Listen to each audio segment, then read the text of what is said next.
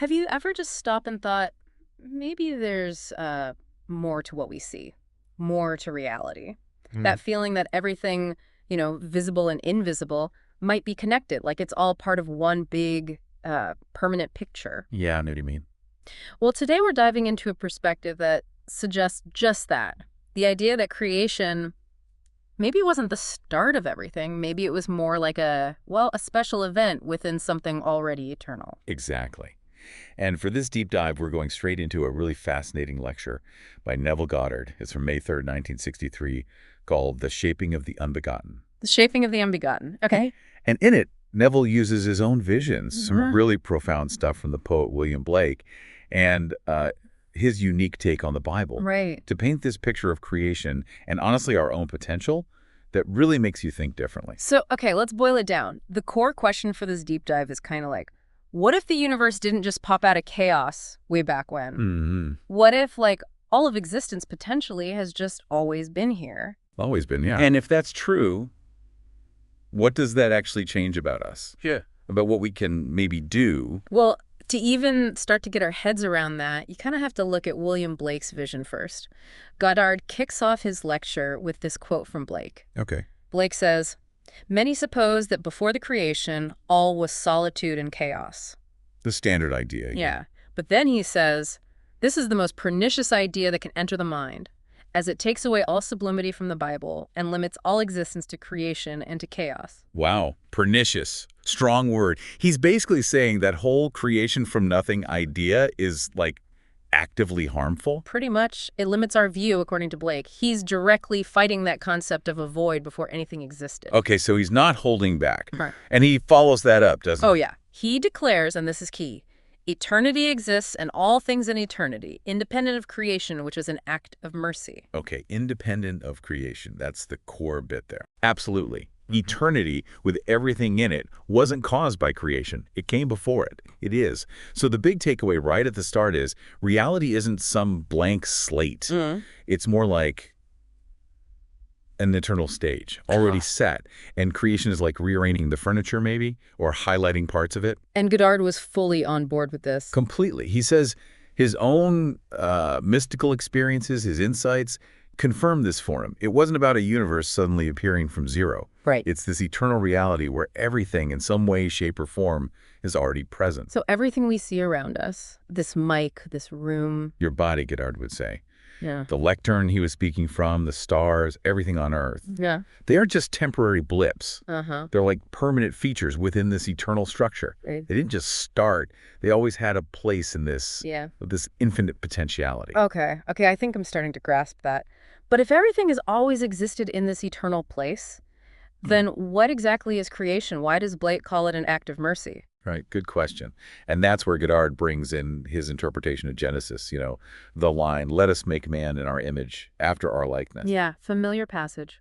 Well, Goddard doesn't see that as making something brand new out of cosmic dust. Okay, yeah. He sees it more like bestowing a quality, Yeah. giving something that's already there a specific ability, namely creativity. Oh. He used this analogy, it's quite beautiful actually, of shaping a tree. Imagine the tree already exists, it's part of the eternal landscape. Right. And the act of creation is like God, or the creative power, shaping that tree, molding it to reflect its own nature, and crucially, giving it the ability to also grow and create. So we weren't made from absolute nothing. We were already there in potential, like the tree. Exactly, part of the eternal structure. But this act of mercy then was about giving us something divine, a spark, the power to shape things ourselves within this already existing reality. Precisely. That's the gift. Goddard talks about God as the unbegotten. The unbegotten, meaning never created, Yeah. the source. Yeah, think of it as the fundamental uncreated potential behind everything. And this unbegotten, Goddard says, is constantly in the process of begetting himself in us. Okay, begetting himself in us, that sounds intense. It is. The idea is, as this process unfolds in you, in me, in everyone, we actually become godlike. We gain the ability to create consciously, using that same eternal framework that's always been there. Wow. So we're essentially becoming creators, like mini gods almost. That's a huge concept. It is staggering, yeah. But Goddard has a really important clarification here. Okay. He says that we, as individual living souls, our personal identities, we didn't pre-exist in the exact same way as the eternal structure itself. He sometimes calls that structure the garment. Ah, okay. So the underlying fabric of reality, the potential for everything, that's eternal. Right, that's always been. But our specific conscious selves, our feeling of I am, that emerges as part of this begetting process, this act of God realizing his creative power through us. That's it. That's the crucial distinction. Our individual awareness awakens within this eternal framework as part of God's creative act. Okay, that makes more sense. And this ties into how we're supposed to imitate God, right? He mentions Paul's letter. Yeah, Ephesians. Be imitators of God as dear children. So the question becomes, how do we do that? How do we, as these developing creators, copy the ultimate creator, especially if everything already exists? Right. If it's all here, what are we imitating? Well, Goddard links it to another passage, this one from Romans. It talks about God calling a thing not seen as though it were seen, and the unseen became seen. Okay. Calls a thing not seen as though it were seen. So think about it. If everything potentially exists in eternity, creation, for us, isn't pulling rabbits out of thin air. It's about taking something that's already there in potential, but maybe unseen in our current reality, and bringing it into focus, making it seen, making it tangible for us. So we're not making it, we're selecting it, Wow. arranging it from the potentials that are already part of eternity. Exactly. We select and arrange using our consciousness, our imagination. And he gives that example, doesn't he? About imagining a party. Yeah, it's a great illustration. You want to manifest something, say a successful party or gathering. You don't try to magically conjure guests and food from nothing. Right. Instead, you vividly imagine the scene as if it were already happening. You feel the atmosphere, hear the chatter, sense the joy. You arrange those existing potential elements in your mind's eye. Because those elements, people, joy, conversation, already exist as possibilities within the eternal structure. Precisely. By doing that, by fully immersing yourself in the feeling of the wish fulfilled, you are, as Goddard puts it, shaping the unformed upon the formed. Shaping the unformed upon the formed. Okay, so the formed is the eternal structure. Yes, the existing reality, the potential. And the unformed is our desire, our specific imagined scene. Which you are now impressing onto that structure. Yeah. You're using the existing framework to give form to your specific intention through focused imagination. That's a powerful way to think about manifestation. Now, things get really interesting when he brings in Genesis again, and specifically the tree. Oh, yeah. We all know the story, tree of knowledge, getting kicked out of Eden, but he flips that completely, doesn't he? He really does. He looks at the original Hebrew word using Strong's Concordance, the biblical reference book, and finds that the word translated as tree can also mean other things, like the spine, backbone, the carpenter, the gallows. The spine, the carpenter, the gallows. That's a very different set of images than a fruit tree. Totally different. And this lets him reinterpret the whole symbol. The tree isn't just a plant. So what does he propose it represents then? Not forbidden fruit, but our spine, our backbone. Yes, fundamentally our structure. And he connects that gallows, meaning not in a morbid way, but in the sense of something being hung upon something else. Hung upon. He suggests it symbolizes God, the ultimate creator or carpenter, essentially hanging himself or molding himself upon us, on our structure, our spine. Wow. Okay. So God is shaping himself on us using our own framework, our spine as the structure. Exactly. The spine, the backbone, becomes this central pillar where God, the builder, refines and shapes his own expression within us. It's an ongoing process. And the goal of this shaping? To make us more sensitive, more creative, ultimately to make us more like himself, to fully awaken that divine potential within our human form. And this isn't just like flicking a switch, right? This molding, this awakening, Goddard describes it in stages. Yes, he outlines 3 key stages. These mark the completion, you could say, of God's work within a person. Okay, what's the first stage? The first is the resurrection. This isn't necessarily about rising from a physical grave in the traditional sense. Right. It's the awakening of God within you, the divine presence making itself known inside your own consciousness, like that spark catching fire. Okay, the inner awakening, resurrection. What comes after that? Stage 2 is the birth from above. He also calls it being self-begotten. Birth from above and self-begotten. That sounds a bit like a contradiction. How can you be born from above and born from yourself? Yeah, it takes a moment. He clarifies it's not another physical birth. It's a profound spiritual realization. Ah. It's the point where you understand, truly understand, that your ultimate source isn't just your earthly parents or your physical body. Uh-huh. Your true origin is within this divine potential, this God source. You realize you are, in essence, generated from within, from that divine spark, self-begotten in spirit. I see. Realizing your true non-physical source. Okay.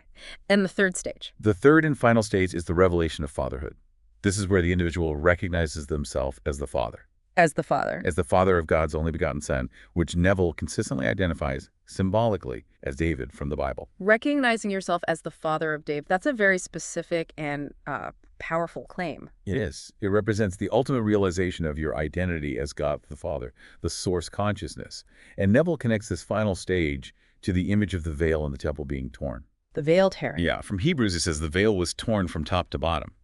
He interprets this symbolically as the tearing of the barrier between the top of the skull, the seat of consciousness, down along the spine, that tree we talked about. Ah, connecting back to the spine tree idea. Exactly. Tearing that veil merges the two, the divine consciousness and the individual human form, into one complete, unified being.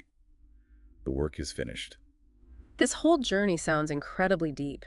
A process of uncovering who we truly are, our divinity, our creative power. It really is. And it all loops back, doesn't it, to Blake's idea of eternity and creation being this act of mercy. Goddard brings in another Blake quote near the end from Jerusalem. Yes, it's incredibly powerful. Blake writes, I behold the visions of my deadly dream of 6,000 years dazzling around thy skirts like a serpent of precious stones and gold. I know it is myself, O my divine creator and redeemer. I know it is myself, O my divine creator. So Blake is realizing. According to Goddard's interpretation, yes.